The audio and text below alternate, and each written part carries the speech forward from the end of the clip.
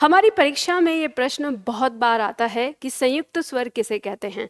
अब क्योंकि संयुक्त शब्द हमें अलग अलग तरीके से देखने को मिलता है हिंदी के अंतर्गत, जैसे संयुक्त व्यंजन या संयुक्त अक्षर, संयुक्त वर्ण या संयुक्त स्वर, तो उसमें हम कई बार ये समझ नहीं पाते हैं कि यह कौन से वाली वर्ण की बात कर रहा है। तो आपको ये याद रखना है, संयुक्त शब्द के बाद अगर स्वर दिया हुआ है तो आपको ये देखते ही समझ जाना है कि संयुक्त स्वर की हमारी कुल संख्या 4 होती है। और ये संयुक्त स्वर हमारे कौन से होते हैं? ए, ऐ, ओ और औ। ये 4 हमारे संयुक्त स्वर होते हैं। अब ये संयुक्त स्वर की श्रेणी में हमने क्यों रखा है?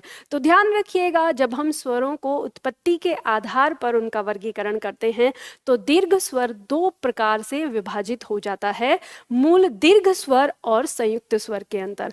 मूल दीर्घ में वे स्वर आ जाते हैं जो समान जाति के स्वरों से मिलकर बने होते हैं, और जो असमान जाति यानी विजातीय स्वरों से मिलकर बनते हैं वो हमारे संयुक्त स्वर कहलाते हैं। तो हम यहाँ पर देखते हैं कि जो हमारा ए है ये अ प्लस ई से मिलकर बनता है, और जो हमारा अ है ये अ प्लस ए से मिलकर बनता है, और जो ओ है ये हमारा अ प्लस उ से मिलकर बनता है, और जो हमारा औ है ये अ प्लस ओ से मिलकर बनता है। तो हम यहाँ पर देख रहे हैं कि ये जो मिलकर बनते हैं ये अलग अलग जाति से मिलकर बनते हैं, इसीलिए इनका दूसरा नाम विजातीय स्वर भी कहा जाता है। तो आपके यहाँ पर 2 प्रश्न हल होते हैं।